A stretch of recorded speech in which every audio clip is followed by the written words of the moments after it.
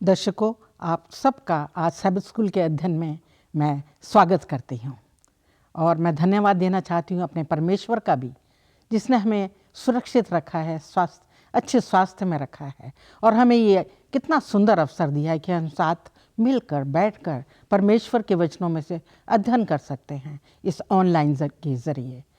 मैं हमारे जो बीच में मेहमान हैं पास्टर फ्रैंकलिन और पास्टर भारती, उन दोनों का भी मैं स्वागत करती हूँ।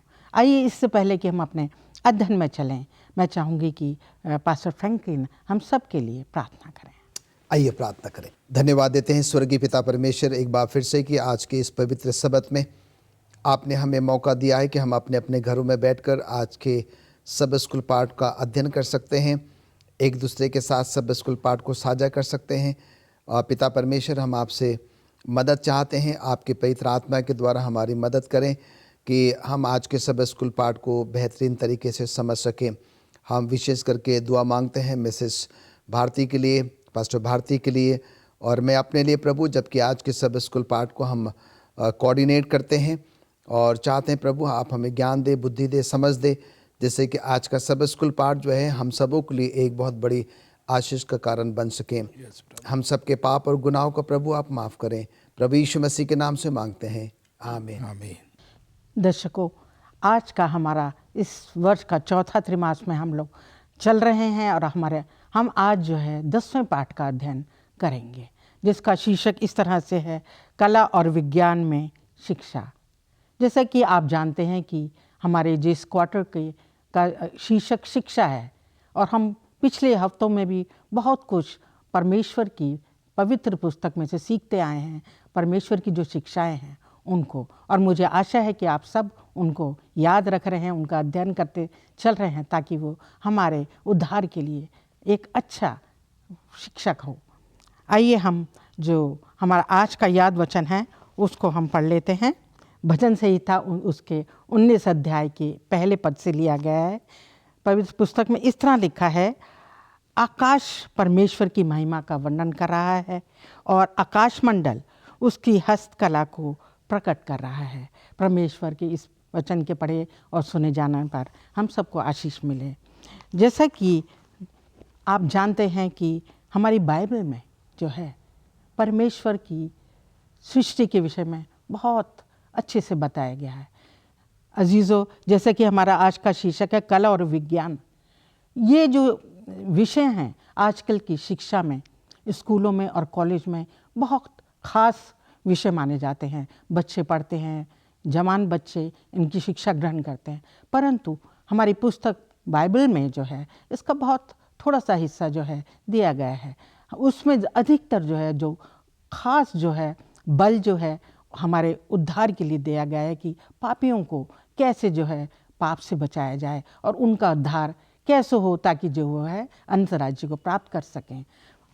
जबकि हम अपनी बाइबल में इस बात को पाते हैं कि जो दुनिया का सृष्टिकर्ता हमारा परमेश्वर, जो महान सामर्थी परमेश्वर है, जिसने सारी कायनात को बनाया है और सब कुछ उसके हाथ में है, और वो सब चीज़ों की, दुनिया में जितने भी चीज़ें उसने सृजी हैं उनकी वो परवाह करता है, उनकी देखभाल करता है, और ये उसके पवित्र प्रेम को दिखाती है जो उसने हमसे करता है, सारी दुनिया से करता है।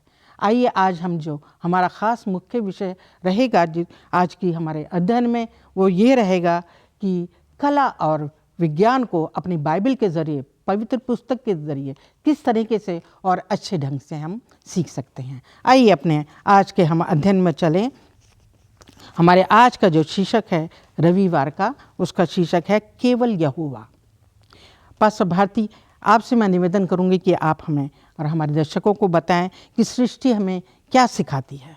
ये दुनिया के तमाम लोगों के लिए ये सीखने के लिए यहाँ पर मिसेज भारती ने सवाल पूछा है कि सृष्टि हमें क्या सिखाती है या प्रकृति हमें क्या सिखाती है।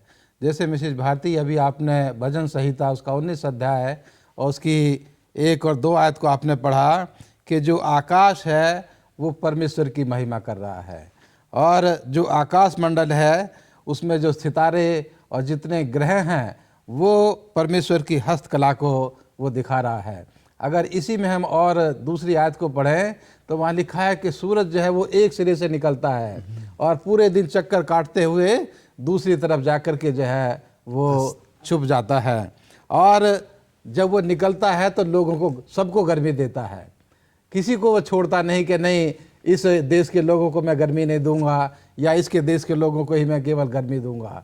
तो ये परमेश्वर जो है ये दिखाता है, ये आयतें, कि परमेश्वर जो है वो सबकी परवाह करता है। जैसे अभी आपने दिखाया और आपने बताया कि परमेश्वर जो है वो सबकी परवाह करता है। और यहाँ नेहमिया की किताब उसके 9 अध्याय की 6 आयत को मैं पढ़ूंगा। यहाँ लिखा है कि तू ही अकेला यहोवा है, स्वर्ग वरन सबसे ऊंचे स्वर्ग और उसके सब गण और पृथ्वी और जो कुछ उसमें है और समुद्र और जो कुछ उसमें है, सभी को तूने ही बनाया है और सबों की रक्षा तू ही करता है और स्वर्ग को समस्त सेना तुझी को दंडवत करती है। तो इस आयत में भी यहाँ पर ये दिखाया गया है कि इस दुनिया की सृष्टि जो है वो परमेश्वर ने की है। इसमें जितनी भी चीज़ें हम देखते हैं उन तमाम को परमेश्वर ने जो है वो सिरजा है और बनाया है। और ये प्रकृति जो है, ये सृष्टि जो है वो परमेश्वर की शक्ति को दिखाती है, उसकी सामर्थ्य को दिखाती है, उसकी महानता को दिखाती है, उसके प्यार को दिखाती है। और यहाँ जो है हम देखते हैं कि रोमियो की किताब के पहले अध्याय की 18 से 21 आयत में भी लिखा है कि दुनिया के लोग जो हैं वो प्रकृति को देखकर, सृष्टि को देखकर वो केवल परमेश्वर की आराधना करें, उसकी हाथ की बनाई हुई चीज़ों की नहीं, जो परमेश्वर ने बनाई हैं उनकी नहीं, बल्कि जिसने इनको बनाया है, जो इनका बनाने वाला है, हम उन्हीं की आराधना करें, उसी की हम जो हैं वो उसी के नाम के गीत गाएं। प्रकृति हमें यही दिखाती है कि दुनिया के तमाम लोगों के लिए उस दिन कोई बहाना नहीं होगा। जब न्याय का समय आएगा तो दुनिया का कोई भी व्यक्ति ये नहीं कह पाएगा कि प्रभु मैं तो तुझे जानता नहीं, क्योंकि प्रकृति सृष्टि जो है परमेश्वर ने दुनिया के तमाम लोगों के सामने रखी है। और प्रकृति जो है वो दुनिया के लोगों को ये सिखाती है कि इसका बनाने वाला है, इनको जो किसी ने सिरजा है। आज जो सृजन करने वाला है वो परमेश्वर है और हमें उसी को याद रखना है, उसी को धन्यवाद देना है और उसी की हमें आराधना करनी है।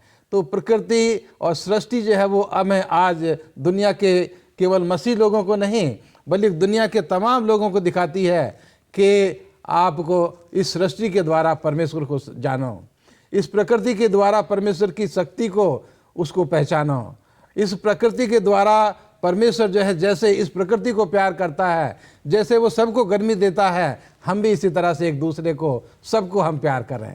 तो ये प्रकृति हमें बहुत कुछ सिखाती है, केवल मसीह लोगों को नहीं बल्कि दुनिया के तमाम लोगों को, कि हम परमेश्वर की तरफ देखें और उसी की हम आराधना करें।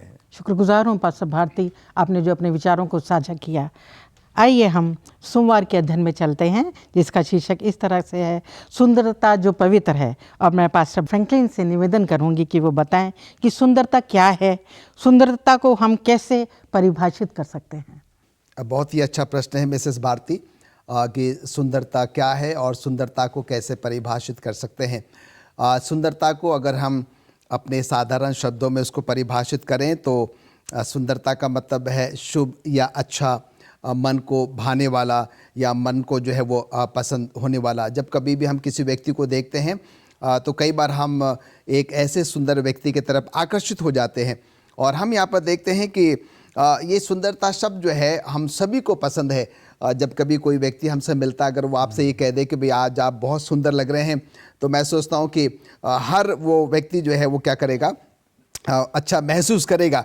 और हम यहाँ पर इसलिए देखते हैं कि सुंदरता को देखने का अलग अलग नज़रिया हो सकता है, अलग अलग एक दूसरे के जो है वो विचार हो सकते हैं। और किसी ने जो है वो अंग्रेजी में बहुत ही अच्छी कहावत कही है कि beauty is in the I of the beholder, beauty is in the I of the beholder. सुंदरता जो है वो देखने वालों की निगाह में या आँखों में बसी होती है। कहने का मतलब मैडम यहाँ पर ये है कि जब हम किसी सामने वाले व्यक्ति को देखते हैं तो ये हम पर निर्भर करता है कि हम उस व्यक्ति को जो है किस रूप में जो है वो देख रहे हैं। और हम यहाँ पर ये देखते हैं कि कभी कभी ऐसा होता है कि हम अपने आम जीवन में किसी व्यक्ति की जो है बहुत ज़्यादा तारीफ कर देते हैं। और जैसे अभी पास्टर भारती ने बताया है कि ये जो प्रकृति है जिसको परमेश्वर ने बनाया है, कई बार हम उसकी उपासना करना शुरू कर देते हैं। उस सच्चे परमेश्वर को जिसने कि इस प्रकृति को बनाया उसको हम जो है वो भूल जाते हैं। और इसीलिए हम यहाँ पर देखते हैं कि राजा सुलेमान जो है नीति वचन उसके 20वें अध्याय के 12वें पद में जो है वो लिखता है, सुनने के लिए कान और देखने के लिए आंखें जो है किसने बनाई है? परमेश्वर ने बनाई है। तो इसीलिए जो है जब हम किसी की तारीफ जो है वो करते हैं तो हम इस बात को भूल जाते हैं कि जिसने इस व्यक्ति को जो बनाया है हम क्या करें, उसकी जो है वो तारीफ करें। परमेश्वर ने हम मनुष्य को जो है बहुत ही अद्भुत रीति से जो है वो बनाया। मैं चाहूँगा कि कभी हम क्या करें, समय निकालें और अपने आप को निहारें, अपने आप को देखें कि कैसे परमेश्वर ने मुझे और आपको क्या है कितनी ही अद्भुत रीति से जो है वो बनाया है। जब हम प्रकृति की तरफ देखते हैं, जब हम पेड़ पौधों को देखते हैं, पशु पक्षियों को देखते हैं, हम कीड़े मकोड़ों को देखते हैं, और जब हम इन सब की सुंदरता को देखते हैं तो इनकी जो पेंटिंग्स हैं, इनकी जो कलाकृति है वो इतनी मन को भाती है और इतनी ही बारीकी से जब आप उसको निहारेंगे तो आपको पता लगेगा कि कितने अद्भुत तरीके से जो है परमेश्वर ने क्या क्या है इसको वो बनाया है। मिसेस एलन जी वाइट जो है स्टेप टू क्राइस्ट की जो किताब है उसके पृष्ठ नंबर 85 में वो लिखती है कि परमेश्वर जो है हमारे दिलों की, हमारे हृदयों की, हमारे मनों की जो है वो सुंदरता को पसंद करता है। एक मनुष्य होने के नाते हमारे अंदर में ये स्वभाव, हमारे स्वभाव में है, हमारी ये ह्यूमन नेचर में या टेंडेंसी में है कि हम क्या करते हैं, मनुष्य को बाहरी रूप से जो है वो देखते हैं, हम उसकी बाहरी सुंदरता को जो है वो देखते हैं। पर यहाँ पर मिसेस एलन जी वाइट कहती है कि परमेश्वर हमारे आंतरिक हृदय को देखता है, हमारी आंतरिक सुंदरता को जो है वो देखता है, हमारे दिलों को, हमारे हृदय को, हमारे मनों को जो है वो देखता है। और वो चाहता है कि ये बिल्कुल भी साफ और पाक और क्या करे, वो पवित्र रखे। और पाप ने और शैतान ने क्या किया, हमारे उस सुंदरता को क्या कर दिया है, वो नष्ट जो है वो कर दिया। मुझे और आपको जो है वो सावधान रहने की जो वो सलाह दी जाती है इस आखिरी दिनों में कि आइए हम और आप अपने आप को क्या करें, सिर्फ बाहरी तौर से जो है वो सुंदर दिखाने की कोशिश ना करें, पर उससे कई गुना जो है अपने आप को अंदर से जो है वो सुंदर, पाक और पवित्र करने की जो है वो कोशिश करें। मिसेस भारती, धन्यवाद देते हैं पास्टर फ्रैंकलिन, आपने जो अच्छे विचार हमारे दर्शकों को बताए। परमेश्वर जो ये इतनी सुंदर सृष्टि हमें दी है उसमें हम आनंद से रहें, खुशी के साथ रहें और उसकी देखभाल भी करते रहें। ये भी हमें उन्होंने दिया है एक कार्य कि उसकी भी हम देखभाल करते रहें और अपने जीवन को एक अच्छा जीवन बनाएं, जैसे कि आपने कहा। आइए हम मंगलवार के अध्ययन में चलते हैं जिसका शीर्षक इस प्रकार से है, दर्शकों, झूठी शिक्षाओं में विशेषज्ञ। पास्टर भारती से मैं चाहती हूँ कि वो हमारे दर्शकों को समझाएं झूठा ज्ञान क्या है। ये बताना जो है या इसमें अंतर करना काफ़ी मुश्किल है, लेकिन मैं बाइबल के आधार पर लोगों को बताना चाहता हूँ कि मैं याद करता हूँ कि मैं एक दिन दिल्ली में लाल किले के सामने से मैं जा रहा था और सड़क के किनारे पर मैंने देखा कि एक व्यक्ति जो है तोता लेकर के पिंजरे में और कुछ कार्ड जो है उसने सामने रखे हुए हैं और वो वहाँ पर बैठा हुआ है और लोग जो उसके पास आ रहे हैं, उसको पैसे दे रहे हैं और उससे अपना भविष्य जो है वो जान रहे हैं। और वो कैसा करते हैं कि तोता जो है उन कार्डों में से जो लाइन से लगा रखे हैं अपनी चोंच से एक कार्ड निकालता है और वो व्यक्ति उस कार्ड में जो लिखा है उनको बताता है कि आपका भविष्य जो है वो ये है। तो यहाँ पर तोता जो है वो व्यक्ति का भविष्य बता रहा है। तो मैं उसको देख करके जब वहाँ से आगे बढ़ा तो मैं ये सोच रहा था कि दुनिया के लोग जो हैं वो झूठी शिक्षा के में कितना जो है वो विश्वास कर रहे हैं। और बाइबल के आधार पर हम जो है ये बताते हैं लोगों को कि भविष्य को कोई नहीं जानता, भविष्य को कोई बता नहीं सकता कि भविष्य में क्या होने वाला है। भविष्य को केवल परमेश्वर जानता है। हम गुजरे हुए वक्त को जानते हैं और जो आज हमारे सामने चल रहा है उसको हम जानते हैं, लेकिन भविष्य में क्या होने वाला है कोई नहीं बता सकता। और अगर कोई बताता भी है तो हम उस पर विश्वास ना करें क्योंकि वो झूठी शिक्षा है। और इसलिए आज दुनिया के बहुत से लोग, कुछ साइंटिस्ट और कुछ दार्शनिक, वो लोगों को जो है परमेश्वर के अस्तित्व को जो है वो नकारने की जो है वो शिक्षा देते हैं, जिसके ऊपर हमें अपना मन जो है वो नहीं लगाना है।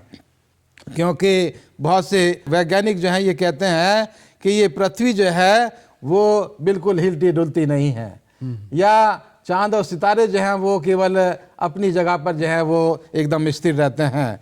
और कुछ लोग जो हैं यहाँ भी ये कहते हैं कि इंसान का जीवन या जीव जो है वो इस दुनिया में एक संयोग से आ गया, बाई चांस जो है वो जीव इस दुनिया के ऊपर जो है वो आ गया है। और कुछ लोग ये भी सिखाते हैं, जो बहुत ही दुख लगता है सुनकर के, कि इस दुनिया में जीने का कोई मकसद नहीं है। तो ये झूठी शिक्षा है जिसके ऊपर हमें अपना मन जो है वो नहीं लगाना है। यहाँ तीमुथियुस की किताब पहला तीमुथियुस और उसके 6 अध्याय की 17 और 21 आयत में पौलुस रसूल यहाँ पर हमें बता रहे हैं कि इस संसार के धनवानों को आज्ञा दे कि वो अभिमानी ना हो। इंसान जो है वो कितना ही भी धनवान हो जाए, कितना ही भी ज्ञानी हो जाए, लेकिन वो कभी घमंड ना करे कि मैं तो बहुत कुछ जानता हूँ, मैं सब कुछ जानता हूँ। और चंचल धन पर आशा ना लगाएं। हम रुपए पैसे के ऊपर जो है भरोसा ना करें, उसके ऊपर जो है अपनी आशा जो है ना रखें, परंतु परमेश्वर जो हमारे सुख के लिए सब कुछ बहुतायात से देता है, हम केवल परमेश्वर पर ही भरोसा करें जो हमें बहुतायात के साथ आशीष देता है। वे भलाई करें और भले कामों में धनी बने और उदार और सहायता देने में तत्पर हों, और आगे के लिए एक अच्छी नींव डाल रखें कि सच्चे जीवन को वश में कर लें। तो हम ऐसी शिक्षा की तरफ बढ़ें जो हमें इस दुनिया में एक अच्छा जीवन जीने की शिक्षा देती है, और आने वाली दुनिया के लिए भी हमें जो है वो तैयारी रहने की हमें शिक्षा देती है। इसलिए इस दुनिया के उस ज्ञान से जो हमें इस दुनिया में एक निराशा भरा जीवन और आने वाली दुनिया में जाने से रोकता है, ऐसे ज्ञान से हमें अपने जीवन को हमें परे रखना है। हमें अपने लोगों को ऐसे ज्ञान से हमें खबरदार सावधान बनाना है। और मैं अपने इस मिनिस्ट्री के द्वारा दुनिया के लोगों को भी बताना चाहता हूँ, अपने तमाम दर्शकों को, कि हम ऐसे ज्ञान से दूर रहें जो हमें परमेश्वर से दूर ले जाता है। तो ये शिक्षा जो है वो सच्ची शिक्षा नहीं। पास्टर भाती, मैं आपका धन्यवाद देती हूँ जो आपने इतने अच्छे विचारों को हम लोगों के लिए साझा किया। आइए हम जो हैं अब बुधवार के अध्ययन में चलते हैं, जिसका शीर्षक इस तरह से है, मूर्खता और ज्ञान। सच्ची ईसाई शिक्षा किस से शुरू होती है? पास्टर फ्रैंकला, आप हमारे दर्शकों को बताएं। बुधवार का जो शीर्षक है मूर्खता और ज्ञान जो है, दोनों एक ऐसे शब्द हैं जिसको कि हम प्रतिदिन अपने जीवन में, अपनी व्यवहारिकता में जो है वो हम अनुभव करते हैं।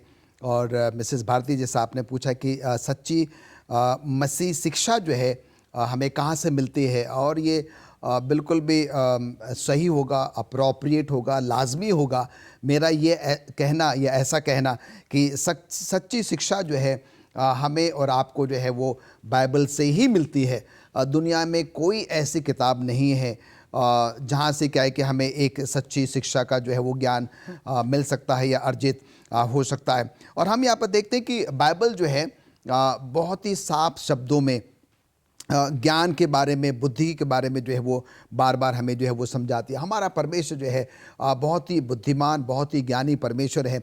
और जब हम आज के सब स्कूल पाठ का अध्ययन कर रहे हैं तो हम बार बार यही सीखने की कोशिश कर रहे हैं कि परमेश्वर ने जो है हम सबों को जो है कितने अद्भुत रीति से बनाया है, और ये प्रकृति को जब हम देखते हैं उसको कितने अद्भुत रीति से जो है वो बनाया है।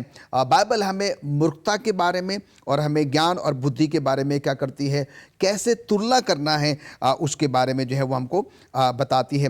बाइबल हमको ये भी बताती है राजा सुलेमान के मार्फत से कि कैसे हमें मूर्खों से दूर रहना है, दुष्टों से जो है वो क्या करना है, वो दूर रहना है। बार बार राजा सुलेमान हमें समझाने की कोशिश करता है अपने नीति वचनों के द्वारा जो है कैसे मैं और आप जो है बुद्धि को प्राप्त कर सकते हैं, ज्ञान को प्राप्त कर सकते हैं, जो कि हम सब के लिए जो है बहुत ही ज़्यादा ज़रूरी है, ना सिर्फ इस दुनिया के लिए पर आने वाली दुनिया जो कि हम और आप उस स्वर्गीय घर में जाने के लिए अपने आप को तैयार कर रहे हैं। अगर हम नीति वचन उसका पहला अध्याय पढ़ेंगे तो इस पूरे अध्याय को पढ़ने के बाद आपको ये पता लगेगा कि सचमुच में परमेश्वर मुझे और आपको शिक्षा को अर्जित करने के लिए, शिक्षा को प्राप्त करने के लिए जो है वो क्या कहना चाहता है। और हम यहाँ पर देखते हैं कि संसारिक परिवेश में हम लोग कई ऐसे लोगों से मिलते हैं जिनके पास बहुत सारी डिग्रियां होती है, बहुत सारा ज्ञान उन लोगों ने जो है अब वो अर्जित कर रखा होता है, पर वे लोग एक प्रकार से नास्तिक होते हैं। वो परमेश्वर को पर विश्वास नहीं करते, परमेश्वर को तो मानते नहीं है।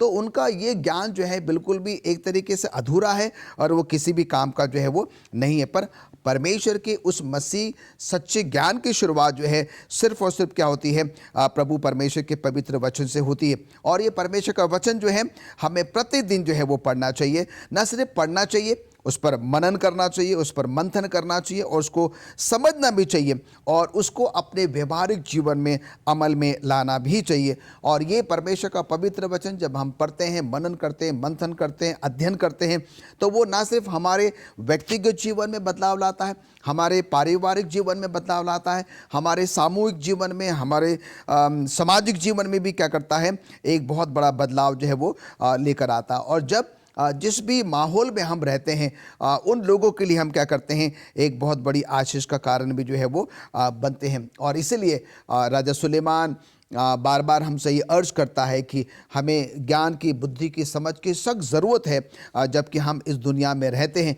कि हम कैसे जो है बुराई को भलाई से अलग कर सकें, कैसे जो है हम दुष्टों की संगति से दूर रह सकें, कैसे हम मूर्खों की संगति से जो है वो दूर रह सकें, कैसे हम एक अच्छा और एक पवित्र जीवन जो है वो यापन कर सकें। और इसीलिए मैडम मैं आपके माध्यम से तमाम दर्शकों को ये बताना चाहता हूँ कि सच्ची मसीह शिक्षा जो है हमें सिर्फ और सिर्फ बाइबल से मिलती है।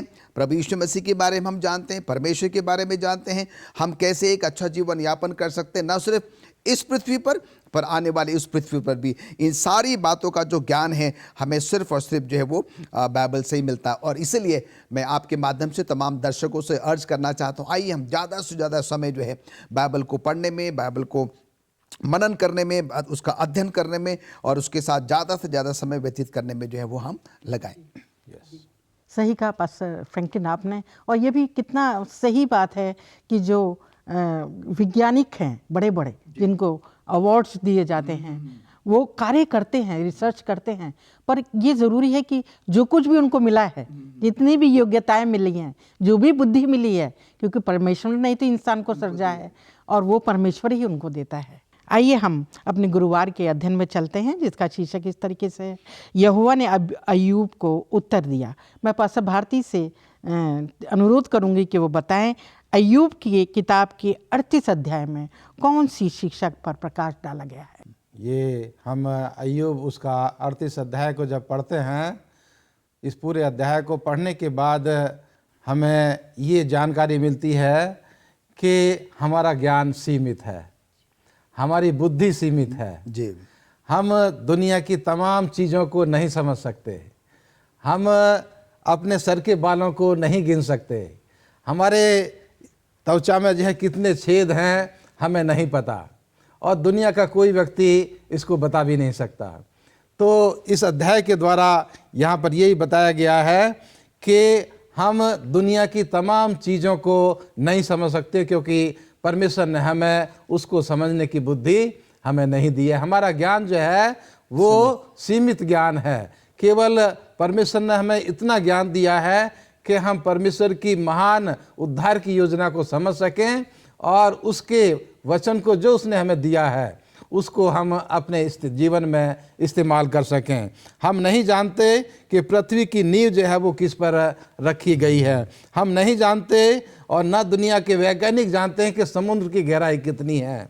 कोई ये नहीं बता सकता कि उजियाला कहाँ से आता है और कहाँ चला जाता है, अंधियारा कहाँ से आता है, कहाँ चला जाता है, हवा कहाँ से आती है और कहाँ चली जाती है। और हम नहीं जानते कि माँ के पेट में हड्डियाँ जो है, जब बच्चा पैदा होता है, जब बच्चा गर्भ में होता है तो हड्डियाँ कैसे बन जाती हैं, कोई वैज्ञानिक, कोई साइंटिस्ट आज तक उसको नहीं समझ पाया है।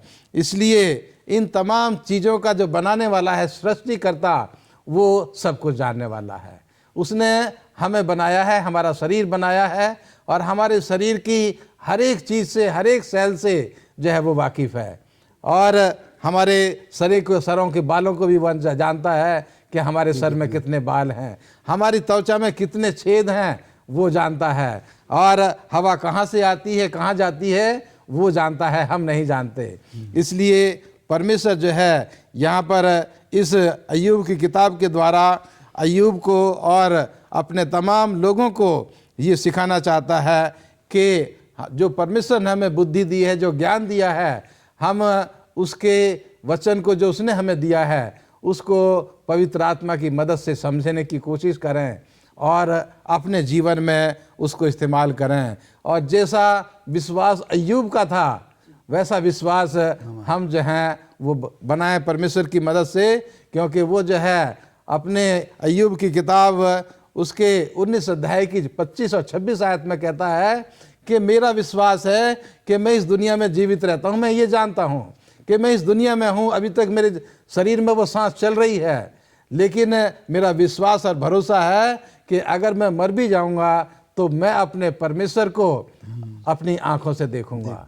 उसका ये विश्वास और भरोसा था कि परमेश्वर जो है उसने मुझे ऐसा ज्ञान और बुद्धि दी है कि मैं इस दुनिया में रहते हुए अपने जीवन को एक अच्छा जीवन बनाऊं, और जो आने वाली दुनिया है उस दुनिया के लिए भी मैं अपने विश्वास को मजबूत रखूं कि जब मेरा खुदाबंद यीशु मसीह आसमान के बादलों पर आए तो मैं अगर मर भी गया हूं तो मैं उसमें जीवित होऊंगा और उसको आसमान पर आते हुए देखूंगा और उसके साथ स्वर्ग में जाऊंगा और हमेशा हमेशा उसके साथ रहूंगा। तो ये अय्यूब इन तमाम चीज़ों को सुन करके जो परमेश्वर ने उनको बताई वो इसी निष्कर्ष पर पहुंचता है कि हम परमेश्वर के पास रहें और उसकी बताई हुई बातों को अपने जीवन में इस्तेमाल करें और अपने विश्वास को उसके ऊपर रखते हुए अपने जीवन को इस दुनिया में गुजारें और आने वाली दुनिया के लिए अपने जीवन को तैयार करें। शुक्रगुजार हूँ पास्टर भारती आपका कि ये बात बिल्कुल सही है कि हमारा परमेश्वर जो है वो सिद्ध है। उसने सब दुनिया को जो है एक परफेक्ट उसमें बनाया है और जो है इंसान की बुद्धि वहाँ तक नहीं जा सकती और हर चीज़ को वो नियंत्रण में रखता है। उसकी सामर्थ्य इतनी है कि दुनिया भी जितनी भी ये सृष्टि है उसके हाथ में, उसके कंट्रोल में है, उसको वो संभालता है, उसकी परवाह भी करता है। आइए हम शुक्रवार के अध्ययन में चलते हैं और पास्टर फ्रैंकलिन से जानना चाहेंगे कि वो हमारे दर्शकों को बताए प्रकृति हमें परमेश्वर को बेहतर समझने में कैसे मदद करती है। मिसेस भारती, हम धन्यवाद देते हैं। बहुत ही अच्छा प्रश्न है और आपके माध्यम से मैं तमाम श्रोताओं को जो है ये बताना चाहता हूँ कि प्रकृति जो है हमें परमेश्वर को बेहतर समझने में कैसे जो है वो मदद करती है।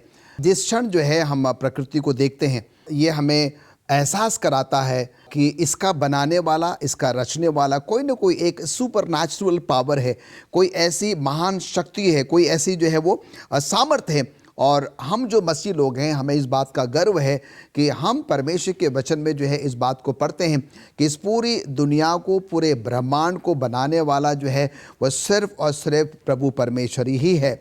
हम देखते हैं कि आज का संसार का जो विज्ञान है, हालांकि वो इस बात को नहीं मानता है, पर कुछ ऐसे भी वैज्ञानिक हैं जो बड़ी गहनता से इस बात को अध्ययन करते हैं, मनन करते हैं और वो इस निष्कर्ष पर भी आ जाते हैं। हालांकि वो सामने आकर कहते तो नहीं है, पर उनको ये महसूस होता है कि सचमुच में इस दुनिया को बनाने वाला जो है वो कोई न कोई ज़रूर है। और हम यहाँ पर देखते हैं कि जब हम प्रकृति की तरफ देखते हैं, जो कुछ भी प्रकृति में है वो सब कुछ परमेश्वर की उस सुंदरता को, उस शक्ति को, उस सामर्थ्य को क्या करता है, वो बयान करता है। परमेश्वर ने जो है मनुष्य और प्रकृति को जो है दोनों को अपने हाथों से जो है वो सिरजा है। प्रकृति को तो उसने बोला और वो बन गया, पर मनुष्य को जो है परमेश्वर ने स्वयं अपने हाथों से जो है वो बनाया है। और हम जब प्रकृति को देखते हैं, मनुष्य को देखते हैं कि बहुत ही अद्भुत और बहुत ही आश्चर्यजनक रूप से क्या क्या परमेश्वर ने हम सबों को जो है वो बनाया है। और हम यहाँ पर देखते हैं कि हम कभी समय निकाल कर अकेले में बैठ कर जो है अपने तरफ निहारे, जैसे कि मैंने पहले भी कहा है, प्रकृति को जो है वो आप देखें, पेड़ पौधों को देखें, पशु पक्षियों को देखें और उसकी जो अद्भुत रचना है आप उसको देखें कि कैसे जो है वो चांद समय पर निकलता है, सूर्य समय पर निकलता है, जो थोड़े समय पहले पास्टर भारती ने भी हमें बताया था। और उसके बाद हम यहाँ पर देखते हैं कि जो ग्रह हैं उनको हम देखें दिन और रात कैसे हो जाते हैं और उसके साथ ही साथ मौसम जो है वो कैसे बदलते चले जाते हैं और हमारी इतनी बड़ी पृथ्वी जो है वो कैसे ही अपने एक्सेस में कैसे अपने सतह पर क्या करती है, वो खड़ी है। कोई सहारा जो है उसको नहीं दिया गया है। और हम यहाँ पर देखते हैं अपने ही एक्सेस पर अपने ही सतह पर वो क्या करती है, चक्कर लगाती है। और हम यहाँ पर देखते हैं कि जब हम इन सारी बातों को देखते हैं जो कि परमेश्वर के द्वारा बनाई हुई है, परमेश्वर ने जिसको सिरजा है, और दो ऐसी चीज़ें हैं, एक तो प्रकृति की रचना को आप देखें और मनुष्य की रचना को देखें। और जब हम इन दोनों रचनाओं को देखते हैं जिसको कि परमेश्वर ने स्वयं जो है अपने हाथों से जो है वो सिरजा है, तो सचमुच में हम परमेश्वर के उस अद्भुत ज्ञान को जो है क्या कर सकेंगे, समझ सकेंगे। और जैसे थोड़ा समय पहले पास्टर भारती ने बताया कि हमारा जो ज्ञान है वो बहुत ही सीमित है। हम परमेश्वर के उन गहरी बातों को जो है, भेद की बातों को जो है वो नहीं समझ सकते हैं। और इसीलिए हम यहाँ पर देखते हैं कि बाइबल में भी जो है उतनी ही बातें दी गई जितने कि हम और आप समझ सकते हैं। अन्यथा अगर सारी बातें बाइबल में लिखी होती तो ये बाइबल शायद काफ़ी बड़ी हो जाती है और हम उसको शायद पकड़ भी नहीं पाते। कहने का मतलब ये है कि परमेश्वर जानता है कि हमारे और आपके लिए कितना ज्ञान चाहिए, उस कितने ज्ञान की हमें ज़रूरत है, और परमेश्वर ने क्या क्या है उतना ही ज्ञान, उतनी समझ हमें जो है वो क्या दी है। कई बार ऐसे सवाल उठते हैं, कुछ बातें हमें और आपको समझ में जो है वो नहीं आती है, पर हम यहाँ पर देखते हैं कि व्यवस्था विवरण 29-29 में अगर हम जाएं तो वहाँ लिखता है कि भेद की जो बातें हैं जो परमेश्वर ने मुझे और आपको प्रकाशित पास्टर भारती नहीं करी है, हमें उसकी चिंता करने की ज़रूरत नहीं है। पर आइए एक ऐसा जीवन यापन करें, और जब हम अगर स्वर्ग जाएंगे तो हम परमेश्वर से उन सारी बातों को जो है वो पूछ सकेंगे, शायद जिसको कि हमने यहाँ पर रहते हुए नहीं पढ़ा है, जिसको रहते हमने जो है वो नहीं सुना है। तो अंत में जो है इन सारी बातों का जो निचोड़ है, प्रकृति हमें परमेश्वर को समझने में जो है वो मदद करती है कि इसको बनाने वाला जो है एक सर्वशक्तिमान परमेश्वर है, सर्वज्ञानी परमेश्वर है, सर्वव्यापी परमेश्वर है, वो सर्वोच्च है, जिसकी उपमा, जिसकी तुलना जो है हम किसी और के साथ जो है वो नहीं कर सकते हैं। और इसलिए मिसेस भारती, मैं आपके माध्यम से तमाम दर्शकों को और ये हम सबों को जो है आज के सब स्कूल पाठ को सुन रहे हैं, ये बताना चाहता हूँ कि हमारा परमेश्वर जो है सचमुच में बहुत ही सामर्थ्य परमेश्वर है।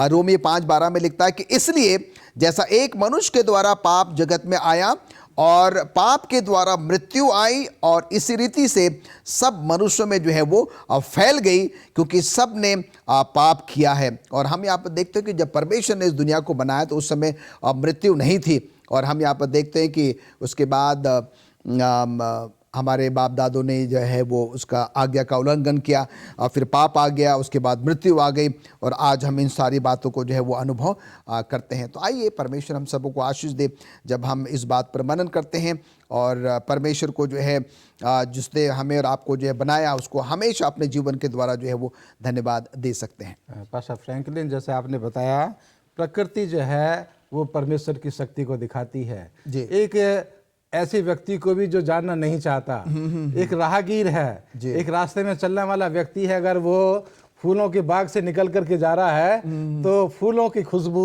उसके नथन में जाती है, और वो सोचने पे मजबूर हो जाएगा कि ये खुशबू जो है वो कहाँ से आ रही है। इन असली फूलों की खुशबू जो है वो केवल परमेश्वर ही पैदा कर सकता है। बिल्कुल। तो हर एक व्यक्ति को प्रकृति जो है ये सोचने पर मजबूर करती है कि परमेश्वर इनका सृष्टि करता है। बिल्कुल सही जी। शुक्रगुजार हूँ पास्टर फ्रैंकलिन आपका भी, और पास्टर भारती आप दोनों मेहमानों को मैं दिल से शुक्रगुजार हूँ कि आपने इतने अच्छे विचारों को हमारे दर्शकों के साथ साझा किया विज्ञान और कला के विषय में, कि जो है सच्ची कला हमारे परमेश्वर की है, और जो विज्ञान है उसके तो परे है, इंसान की समझ से जो उसको समझ में भी नहीं आता, समझ नहीं सकता वो इन सब बातों को जो परमेश्वर ने सृजा है। दर्शकों, मैं आपको ये बताना चाहती हूँ कि जो सुंदर सृष्टि है ये जो है परमेश्वर के चरित्र को दिखाती है कि परमेश्वर कितना प्रेमी परमेश्वर है।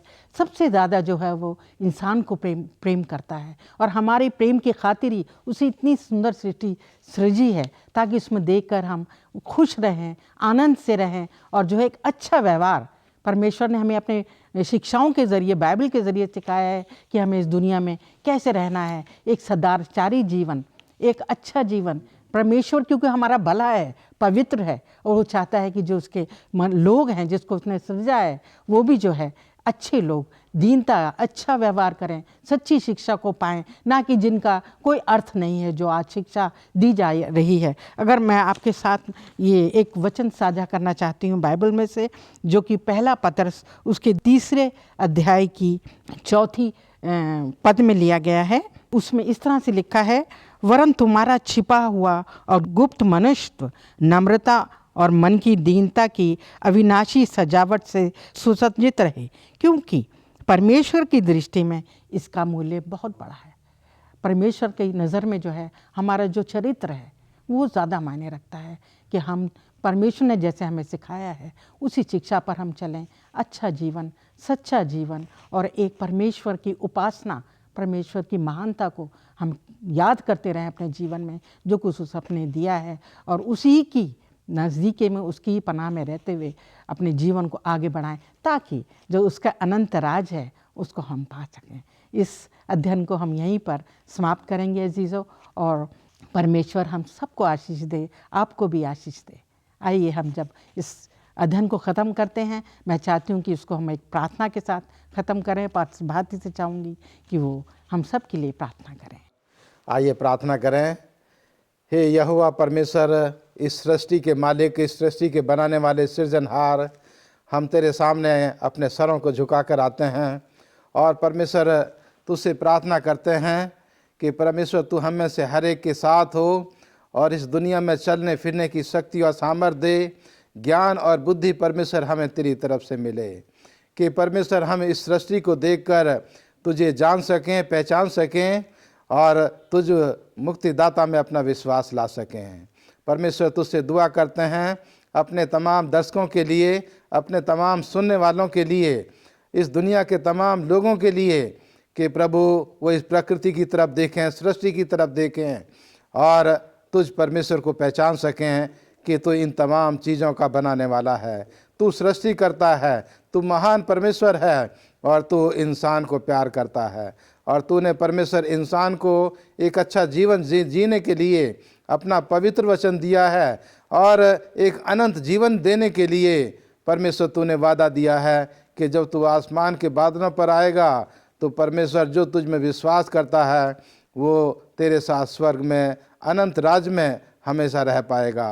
परमेश्वर तू हमें ऐसी तौफीक और समझ और बुद्धि परमेश्वर हम में से हर एक को दे और हमारी अगुवाई कर। प्रार्थना को सुन और कबूल कर, मसीह यीशु के नाम में मांगते हैं, आमीन।